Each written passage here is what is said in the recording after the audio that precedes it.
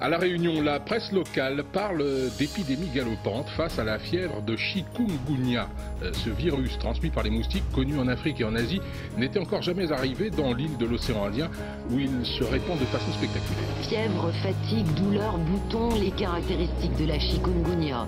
D'ailleurs, ce mot d'origine swahili signifie avoir les os cassés. C'est un combat qu'il faut sans cesse recommencer. À La Réunion, les combinaisons, les masques et ces drôles d'engins font désormais partie du quotidien. L'autre combat se déroule dans les laboratoires où les recherches avancent, car le temps presse. On pulvérise dans la végétation, cette végétation un petit peu dense. Parti du Kenya, il mute en septembre 2005 pour changer de variété de moustiques et envahir La Réunion. Dire qu'un jour le chikungunya sera dans les grandes capitales du nord de l'Europe ou des États-Unis n'est pas quelque chose de totalement impossible. À en croire le directeur de l'hôpital de Saint-Denis, un enfant de 10 ans mort le 13 janvier dernier pourrait avoir succombé directement à une piqûre de moustique.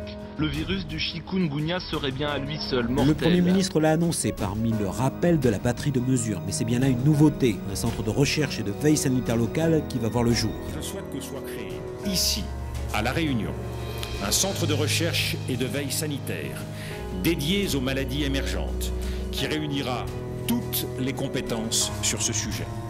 Je souhaite que ce centre soit un pôle de référence régional pour tout l'océan Indien.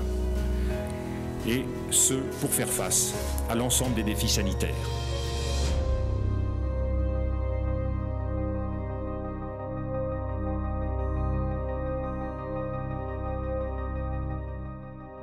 La crise du chikungunya, dont vous venez de voir l'impact désastreux qu'elle a pu avoir sur la région océan Indien, nous a rappelé en fait l'acuité du problème des maladies infectieuses émergentes, surtout quand celles-ci surviennent dans un territoire naïf sur le plan immunologique. La raison qui a pu valider la création du CRVOI était en fait d'être en territoire d'émergence et d'étudier les facteurs d'émergence. Ces facteurs d'émergence, on a appris que la plupart d'entre elles étaient rapportables à des agents pathogènes zoonotiques, c'est-à-dire des agents partagés entre l'homme et l'animal, et donc que l'étude de la faune animale était essentielle, et en particulier la faune sauvage, puisque 60% de ces agents sont originaires de la faune sauvage. Et donc notre approche a été essentiellement une approche écosystémique, c'est-à-dire qu'elle aborde non seulement la maladie chez l'homme et l'animal, mais également l'animal dans son environnement, dans son territoire, et également les vecteurs qui peuvent participer à la transmission de la maladie. Madagascar, connu pour sa grande biodiversité et son fort taux d'endémisme, abrite en effet de nombreuses espèces uniques au monde. Séparée du continent africain il y a environ 120 millions d'années, la grande île constitue un extraordinaire terrain d'investigation pour les écologues et les microbiologistes. Deux scientifiques, Erwan Lagadec du CRVOI et Beza Ramasindrazana de l'association Vaatra, se dirigent vers la grotte d'Anjoma, refuge de plusieurs espèces de Miniopterus, des petites chauves-souris insectivores. Sur place, ils doivent d'abord présenter leur autorisation de recherche afin d'obtenir l'aval du chef de village.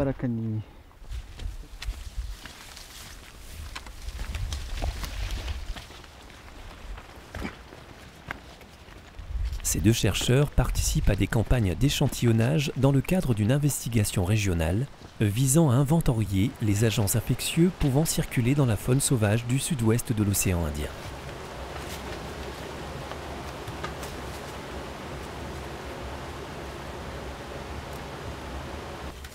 Dans la grotte, le silence est de rigueur. Il s'agit de déranger au minimum ces petits mammifères nocturnes. On peut d'abord se concentrer sur cette partie. Comme ça, on ne dérange pas les trucs comme ça. Alors, viens ici trier, on va choper les Miniopterus après.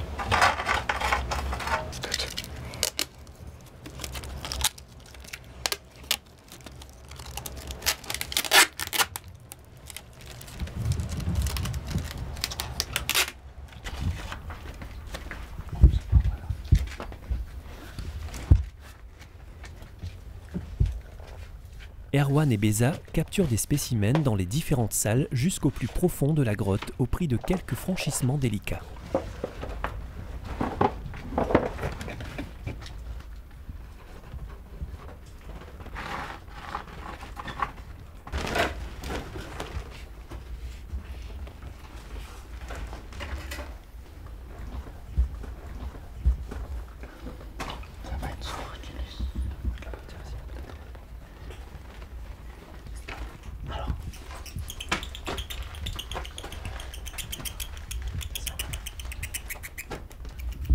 je vais peut-être choper un troisième ou encore.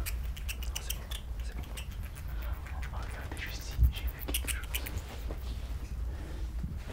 En fait, j'ai vu le petit ici.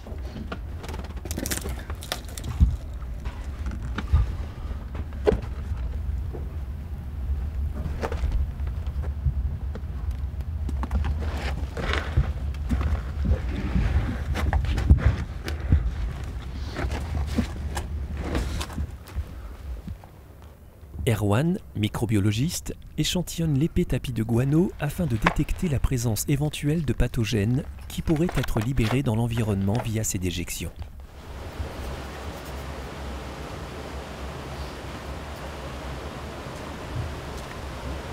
On va mettre des Sorculus ici. En sortant, les chauves-souris sont comptabilisées et triées par espèce.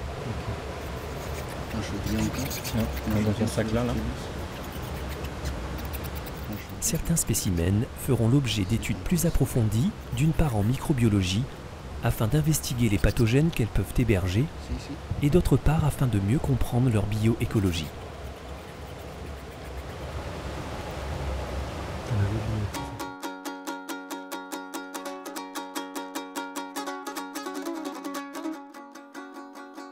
Majunga est l'un des 3 grands ports de commerce de Madagascar. C'est un carrefour important de communication et d'échange où se croisent navires marchands internationaux et boutres traditionnelles. À ce titre, il participe à un brassage permanent de personnes et d'animaux et peut être une voie d'entrée ou de sortie de certains agents infectieux responsables d'épidémies telles que le virus de la fièvre de la vallée du Rift ou la peste.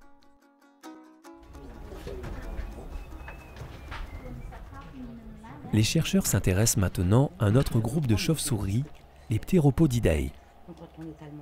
À travers le monde, cette grande famille de frugivores regroupe des espèces considérées comme des réservoirs de nombreux agents pathogènes pouvant entraîner des maladies transmissibles à l'homme et aux animaux. À Madagascar, comme dans d'autres îles de l'océan Indien, les grandes roussettes sont vendues dans les marchés et proposées dans les menus de restaurants. La consommation de viande de brousse figure parmi les facteurs de risque d'émergence infectieuse. Donc dans la partie sérum en haut, on va pouvoir faire ce qu'on appelle de la sérologie, donc c'est de la recherche d'anticorps. Et en dessous, deux globules rouges, nous qu'on va conserver, donc tout le culot sanguin sur lequel Béza va travailler, lui pour chercher les hémoparasites. Donc après au CRVEI à La Réunion.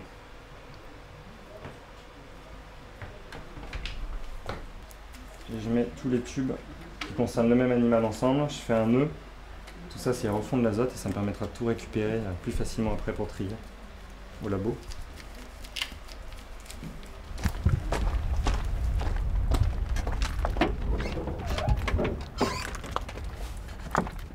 Les échantillons biologiques prélevés seront conservés dans de l'azote liquide et feront ultérieurement l'objet d'études sérologiques et moléculaires afin de mettre en évidence une exposition de ces animaux à des agents infectieux comme les bactéries ou virus.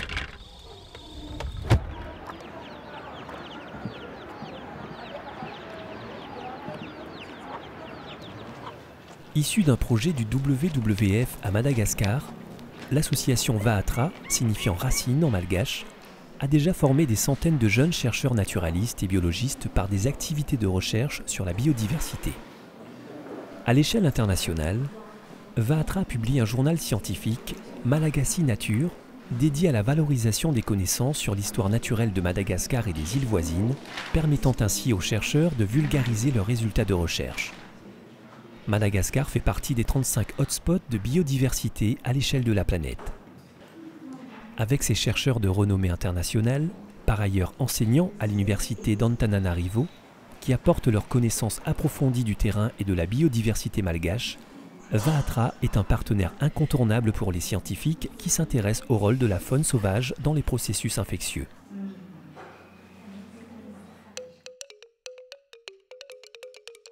La forêt naturelle d'Ankazomivadi, située dans les Hautes-Terres, est l'une des rares forêts encore préservées à Madagascar. Sa faune fait l'objet tout au long de l'année de campagnes d'études et de suivi. Pendant une semaine, une équipe pluridisciplinaire va déployer un laboratoire de terrain afin de faciliter les captures et les analyses préliminaires.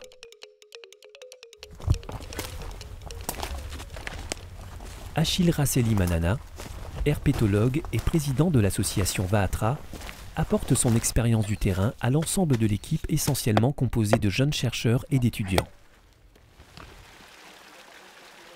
Il étudie et décrit les espèces de batraciens et de reptiles présentes sur place. Ce travail viendra compléter l'important savoir accumulé par Vahatra sur ces espèces à Madagascar.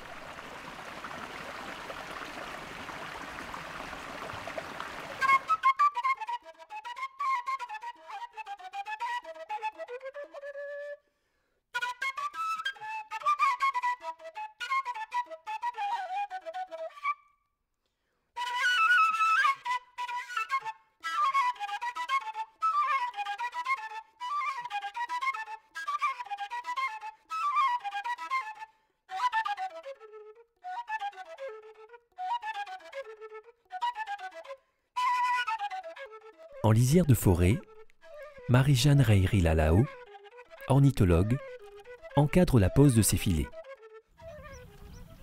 Elle espère collecter autour de l'étang et dans les rizières le nombre d'oiseaux nécessaires à son étude.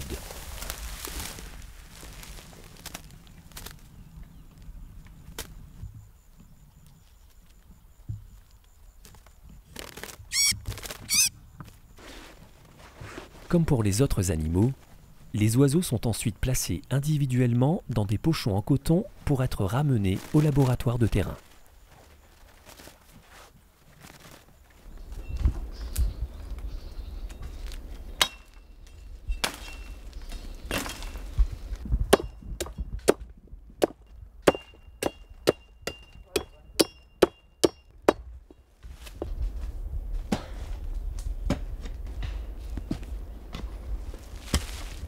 Parmi les animaux échantillonnés, des petits mammifères terrestres dont Madagascar héberge une diversité incroyable, endémique pour la grande majorité.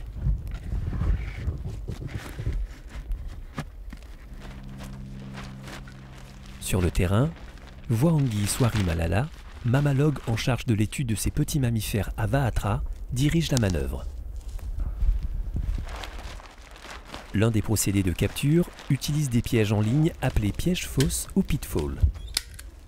Ces barrières sont constituées d'un film plastique tendu sur 100 mètres qui constitue pour ces petits mammifères un mur infranchissable.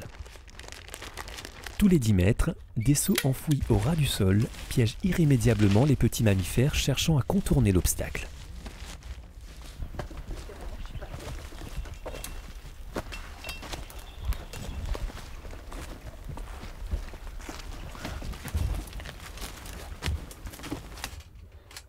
La capture des petits mammifères arboricoles passe par la pose des cages astucieusement placées sur les lieux de passage de ces animaux.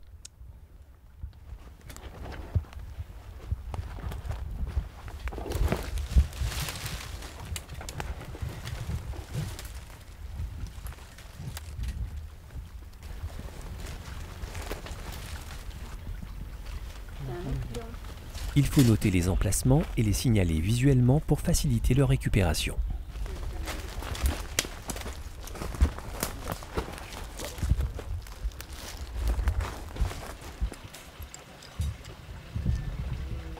De retour au laboratoire de terrain, toutes les mesures morphologiques de chaque animal, taille, poids, sexe, statut reproducteur sont soigneusement notées.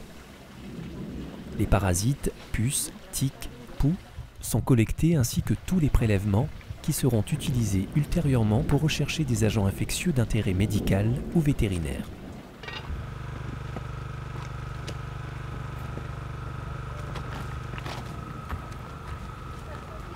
Tous les matins, Voangi relève les pièges.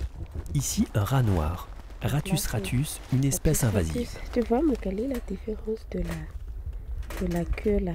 Là, il n'y a pas de poils. Voilà. Et il y a aussi une grande différence au niveau du pelage, mais on va voir tout près au campement. Les chercheurs ont observé, en échantillonnant un même site pendant plusieurs années, que l'installation de l'homme sur un site s'accompagne d'une raréfaction des espèces endémiques au profit des animaux introduits comme les rats.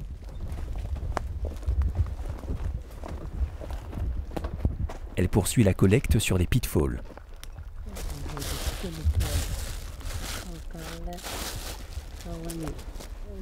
Ah là, une patte avec lui. Ah, il est vraiment petit.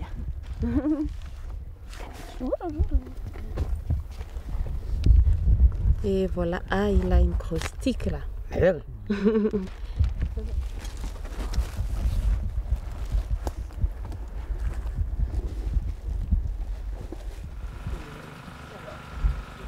De retour au camp de base, chaque individu est identifié et mesuré. Le travail de prélèvement et d'analyse se poursuit. Chacun sait ce qu'il a à faire. En fin de mission, plastique et seaux seront récupérés.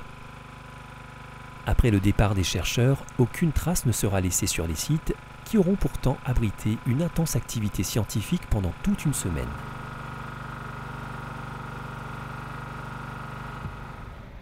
Tout au long du projet Run émerge, des rencontres ont permis à la communauté scientifique d'échanger et de présenter leurs travaux. À Antananarivo, le colloque intitulé « Circulation des zoonoses et des parasitoses de l'océan Indien » a été l'un des points forts. L'une de nos thématiques phares de recherche est la recherche d'agents infectieux, de pathogènes pour l'homme, potentiellement pour l'homme, dans la faune sauvage de la région océan Indien. Donc pour mener à bien ce projet, on travaille en collaboration avec une série d'associations et de scientifiques d'universitaires de la région, notamment de Madagascar. Et donc en partenariat étroit avec eux, on va aller rechercher dans la faune endémique, sauvage, locale, si on a des agents infectieux et s'ils circulent entre les îles. Donc ici, je suis venu à l'occasion de ce colloque sur les zoonoses dans l'océan Indien et qui est l'occasion pour nous de présenter nos résultats, de les confronter aussi aux données de nos collègues. Et donc je me suis attaché à expliquer en quoi les systèmes insulaires, et en particulier celui de l'océan Indien, est très adapté à l'investigation des phénomènes d'émergence, ce qui explique en partie pourquoi on a des résultats aussi novateurs et importants dans la compréhension des mécanismes d'émergence. Le virus vient d'Afrique de l'Est et est passé par les Comores. Par ailleurs, j'en ai profité également pour présenter le travail de mes étudiants. Amina Issouf, étudiante comorienne qui va venir présenter le travail qu'elle a réalisé sur les tiques des Comores. J'ai également présenté le travail de Yann Gomard sur les simulis, qui sont tristement célèbres car elles sont vectrices d'onchocercose en Afrique, la cécité des rivières. Notamment dans le cas de l'homme, ça va provoquer une maladie grave qu'on appelle onchocercose. L'Institut Pasteur de Madagascar est implanté depuis près de 100 ans. C'est un des partenaires du CRVOI sur la Grande Île. De retour du terrain, Erwan ramène ses échantillons et s'entretient sur l'avancement des travaux avec Jean-Michel Hérault, virologue à l'Institut. Erwan transvase les échantillons conservés dans l'azote liquide sur le terrain dans des congélateurs à très basse température en attendant d'être transférés à La Réunion.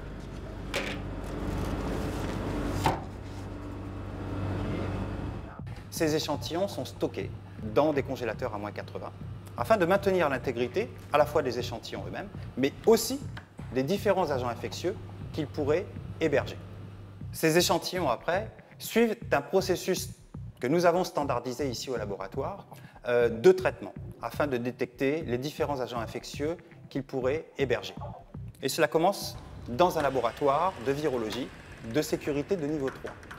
Cela permet d'une part de protéger le manipulateur, puisque c'est un confinement extrêmement spécialisé pour ce type de manipulation, et d'autre part de protéger l'environnement, puisque aucun agent infectieux potentiellement hébergé par ces échantillons ne pourra sortir. Il y a grosso modo deux grosses étapes dans ce laboratoire. D'une part, les échantillons vont permettre de tenter des isolements viraux. Donc, on va essayer d'isoler des virus qui pourraient être potentiellement présents au sein de ces échantillons. Et on va essayer de les mettre en culture, sur des lignées cellulaires. D'autre part, une partie de ces échantillons seront traités et on va en retirer les extraits d'acides nucléiques. Les acides nucléiques extraits de ces échantillons vont pouvoir sortir du laboratoire parce qu'ils ne sont plus pathogènes. Donc, on va pouvoir les manipuler. L'une des manipulations consiste à essayer de détecter au sein de ces échantillons la présence de différents agents infectieux appartenant à différentes familles virales, que ce soit d'origine bactérienne, d'ailleurs, ou d'origine virale. Et le travail des post-doctorants et des doctorants va permettre, en effet, d'une part, la découverte de nouveaux virus ou de spécifier que telle ou telle famille virale se retrouve plus particulièrement dans un hôte en particulier ou sur une île en particulier, va permettre aussi de déterminer si nous avons des transferts inter-îles ou entre les différentes espèces, entre des chauves-souris par exemple et des rongeurs ou vice-versa, mais aussi va permettre de comparer ces agents infectieux sur le plan moléculaire et phylogénétique et de pouvoir les classer, notamment s'ils sont nouveaux, ceci est très important. Beza, ainsi que d'autres doctorants et post-doctorants, a pu s'appuyer sur le projet RunEmerge pour développer son expertise en parasitologie. RunEmerge finance ses déplacements et séjours, comme ici au CRVOI. Il trouve dans ses laboratoires le matériel de pointe indispensable pour optimiser son travail et analyser les prélèvements issus de ses missions de terrain. Le projet RunEmerge a permis de soutenir des équipes impliquées dans d'autres projets liés à l'étude de maladies émergentes comme faune sauvage, phytochique ou animal risque océan Indien. Les regroupements des chercheurs et techniciens de la zone sur divers colloques et comités de pilotage ont été mis à profit pour mettre en place des formations aux techniques de laboratoire et aux manipulations de terrain. La mouche va quitter le cheval et va alors aller continuer son repas de sang sur un autre. La théorie n'a pas été oubliée. Ça, c'est la transmission vectorielle active, où là, on a carrément le moustique qui vient prendre son repas de sang.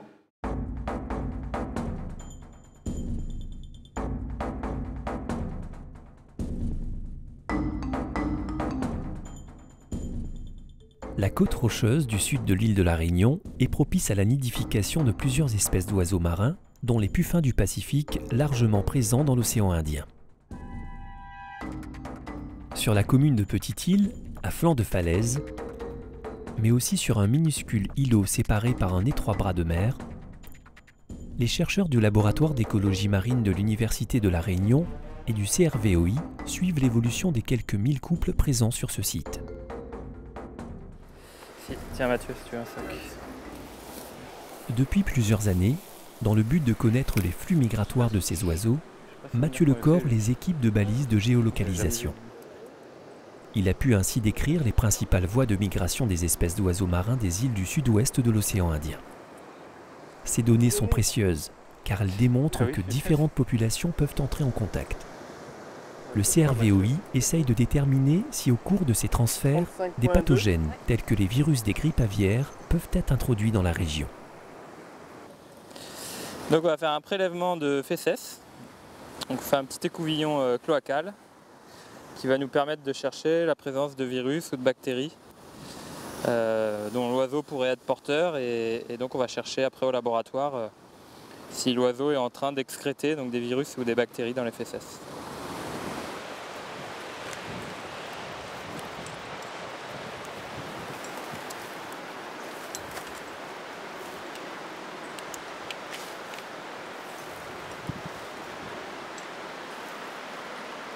Voilà, ouais. Donc là, il y a un poussin au fond de ce terrier, mais en fait, il est tellement profond que là, on va pas pouvoir réussir à attraper le poussin. Donc on va le laisser tranquille, puis on va continuer sur la prospection sur les terriers suivants.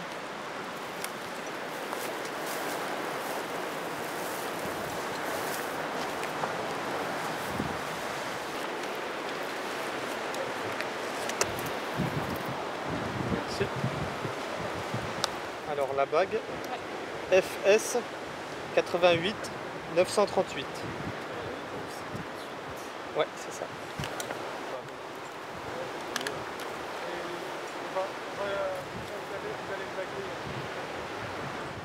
Les oiseaux sont parasités par des tiques, en particulier sur l'îlot où l'on observe des taux d'infestation particulièrement élevés. L'équipe de scientifiques cherche à savoir si ce parasitisme pourrait être à l'origine du faible succès reproducteur des oiseaux sur cet îlot par rapport à ceux nichant sur la côte où les tiques sont moins présentes. Donc le bec 33,5. Il nous reste le poids. Oui.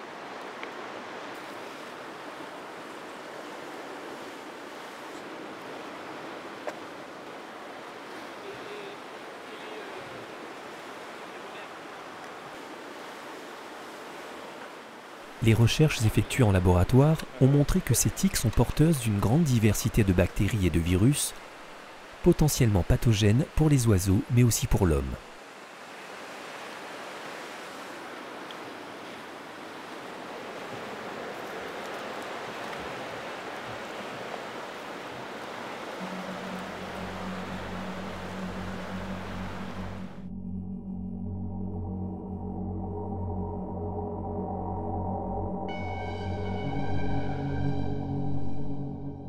Les scientifiques s'intéressent également aux colonies d'oiseaux marins de Arides, petite île granitique des Seychelles à l'avifaune exceptionnelle.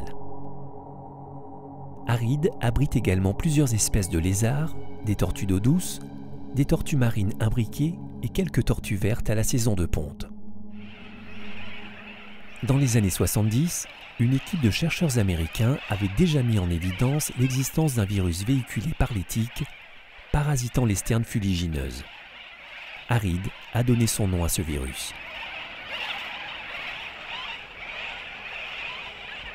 La promiscuité extrême des oiseaux présents par centaines de milliers de couples facilite la transmission d'agents infectieux entre eux.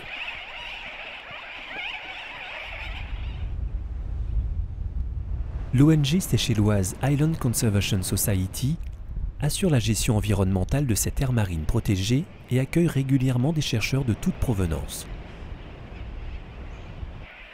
Pour identifier des agents infectieux associés à ces oiseaux marins, Erwan Lagadec et Laurence Waro conduisent des travaux pour le CRVOI.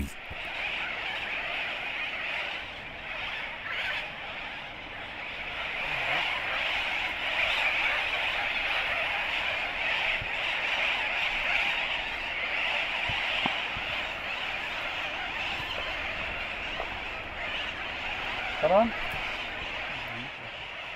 Avec l'aide de l'équipe de Island Conservation Society, ils vont prélever des échantillons pendant 7 jours sur plus de 300 oiseaux de 7 espèces différentes.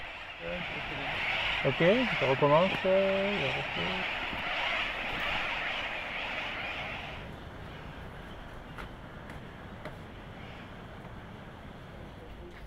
Depuis peu, l'île est pourvue d'un laboratoire qui permet de traiter les prélèvements dans de bonnes conditions.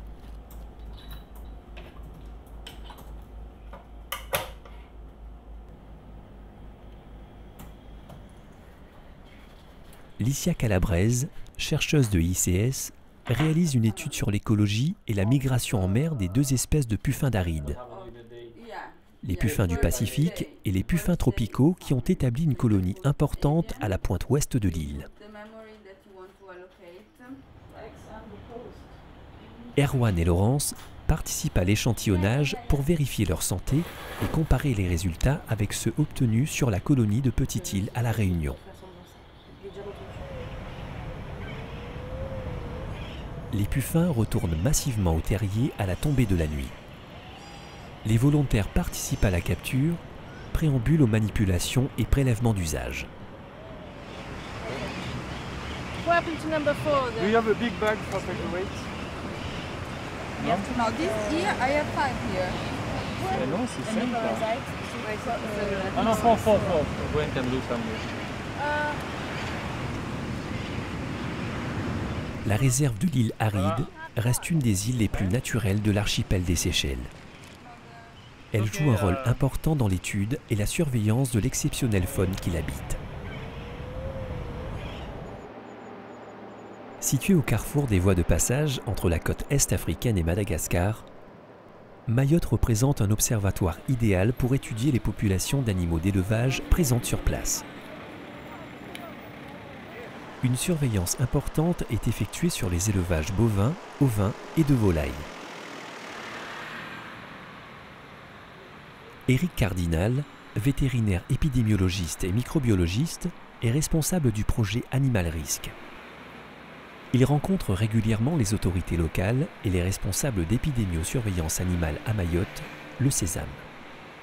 Tu verrais quelles actions prioritaires, à ton avis, à mettre en œuvre en coopération régionale rapprochée entre le Sésame, enfin en tout cas Mayotte, et Comores et Madagascar? Mais déjà, de faire le rapprochement, les connaissances des pathologies présentes respectivement dans chacune des îles, Madagascar, les Comores et Mayotte, de façon à savoir quelles actions on peut préconiser pour éviter la diffusion d'une maladie d'une île sur l'autre, hein. Que ce soit par des transports officiels ou via les clandestins, via les quoi ça. Et là, on a toujours ce système-là de, lorsqu'il y a une interception éventuelle d'animaux vivants sur les kwassa-kwassa, il y a toujours le système de nous prévenir et nous, on fait euthanasie l'animal. Les éleveurs volontaires se sont regroupés en association, la Copadem, et reçoivent d'elle un soutien précieux sous la forme de formation, d'une aide matérielle et d'une assistance sanitaire.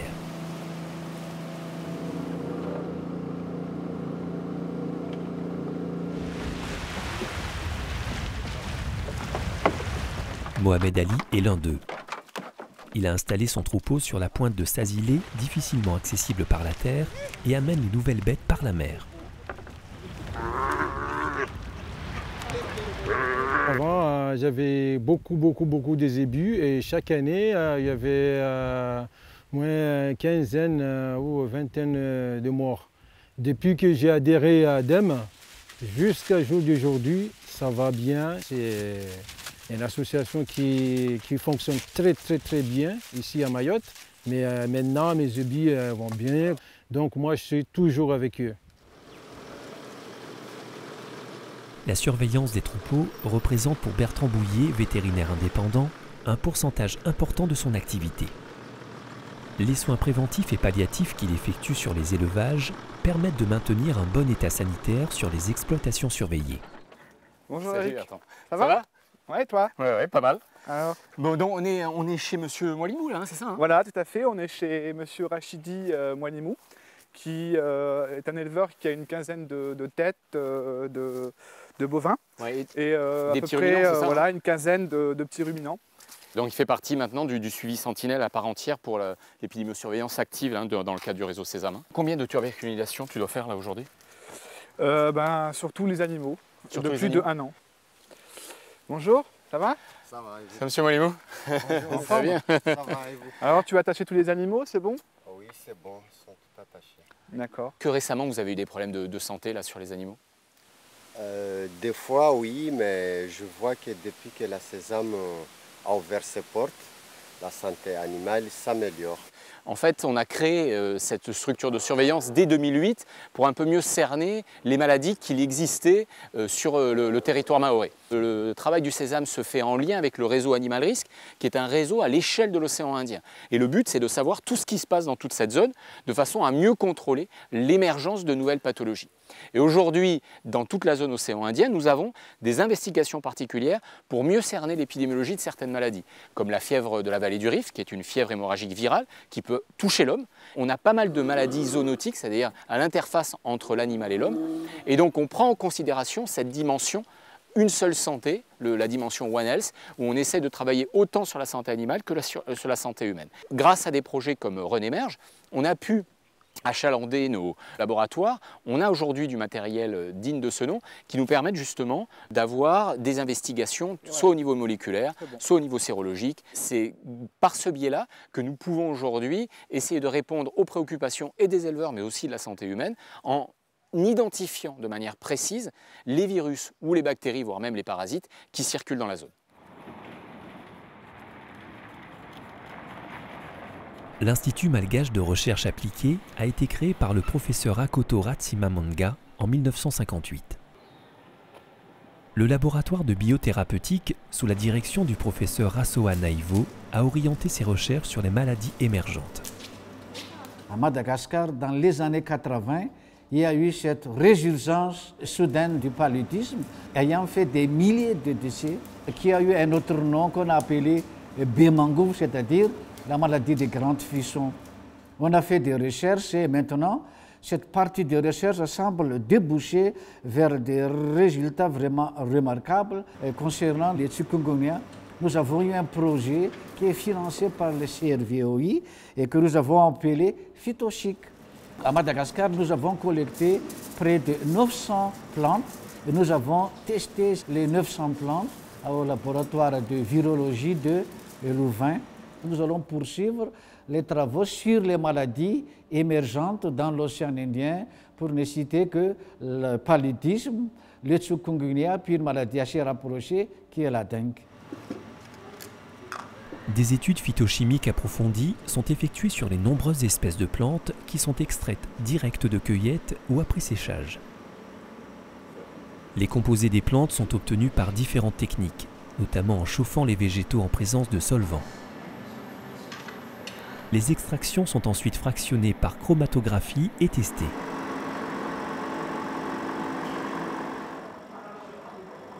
Leur toxicité éventuelle est également étudiée.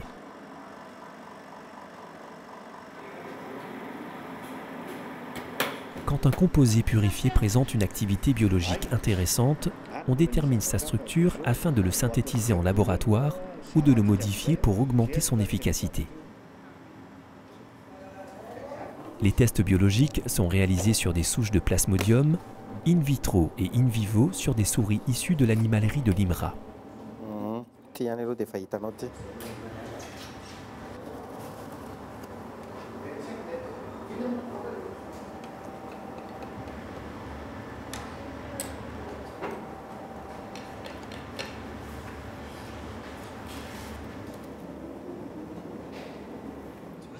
Ces travaux, menés à l'IMRA, ont conduit à l'identification de nouveaux composés très prometteurs qui protègent les souris du paludisme.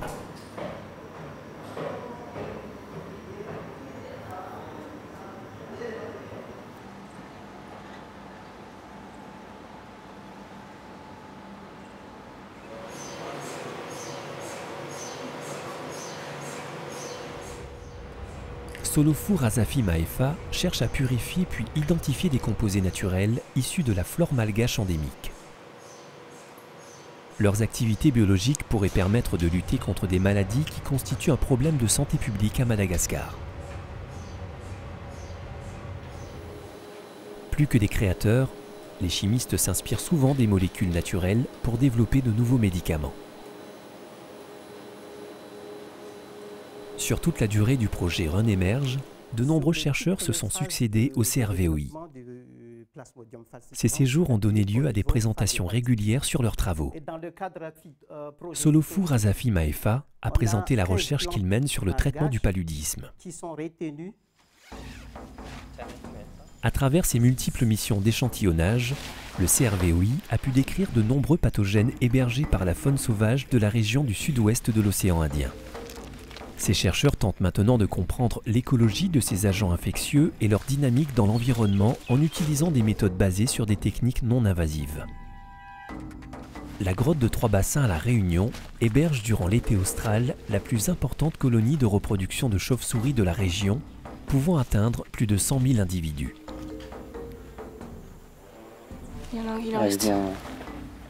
Pour étudier l'écologie des bactéries et virus de cette colonie de petits molosses endémiques, l'équipe du CRVOI doit tout d'abord utiliser des moyens de protection individuelle afin d'éviter d'être exposé aux fortes vapeurs d'ammoniac et de se protéger des pluies d'urine et d'acariens dans ce milieu confiné.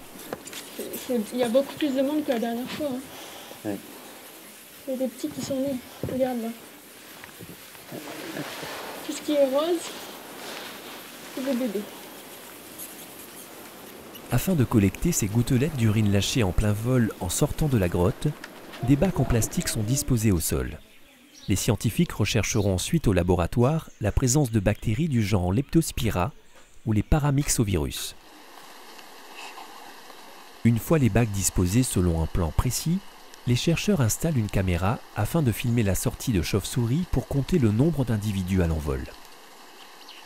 Tous les comportements et remarques sont notés. Peut-être ça, c'est un nuage de juvéniles tu vois, qui prospectent un petit peu, qui mangent autour de la grotte et qui rentrent. Il y en a quand même certaines qui sont bien parties. Il y a eu un vrai canal d'évacuation et là, elle stagne. Et là, ça pisse allègrement, tu vois.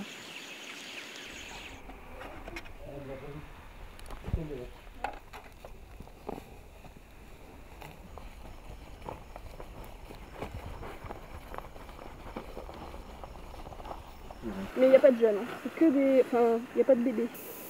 Ici, donc, la plus forte concentration en gouttes sur les bacs qui étaient installés donc, au centre, là, et puis évidemment de moins en moins concentrés en gouttes vers l'extérieur.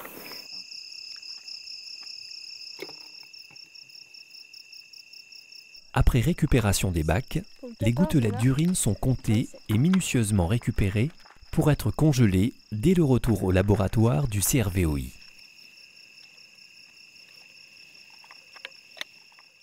Les premiers résultats de la recherche menée sur ce site montrent que l'agrégation de femelles dans la grotte à la période de mise bas est accompagnée d'une augmentation brutale au sein de la colonie de leptospire et paramyxovirus non connus chez l'homme.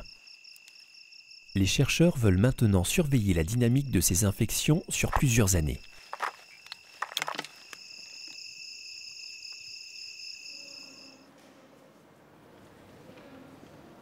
Face à la menace planétaire que représentent les pathogènes transmis par les moustiques et leur résistance croissante aux insecticides, le CRVOI développe des stratégies alternatives respectueuses de l'environnement pour contrôler les populations de moustiques vecteurs.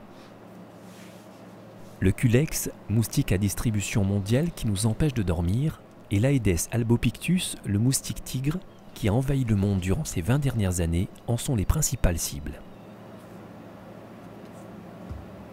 Au laboratoire, on est en train de développer une stratégie de lutte antivectorielle assez innovante, puisqu'on utilise une bactérie endosymbiotique donc qui infecte naturellement les populations de moustiques. Dans certaines conditions, elle va nous permettre de stériliser les femelles en population naturelle. Alors comment ça marche? On a réussi par croisement à insérer une bactérie qui venait de Istanbul en Turquie dans nos moustiques réunionnais. Ces mâles, lorsqu'on les lâche dans la nature, ils vont stériliser totalement les femelles sauvages. Et donc là, c'est des essais que je fais en laboratoire, mais on en a fait en conditions semi-naturelles. Et ça marche très bien. Alors en laboratoire, ce qu'on fait, c'est qu'ici, on a une lignée de moustiques sauvages. On va isoler les nymphes femelles. Et ensuite, on va faire des cages de femelles. Et on va ensuite les croiser avec nos fameux mâles que je vais vous présenter tout à l'heure.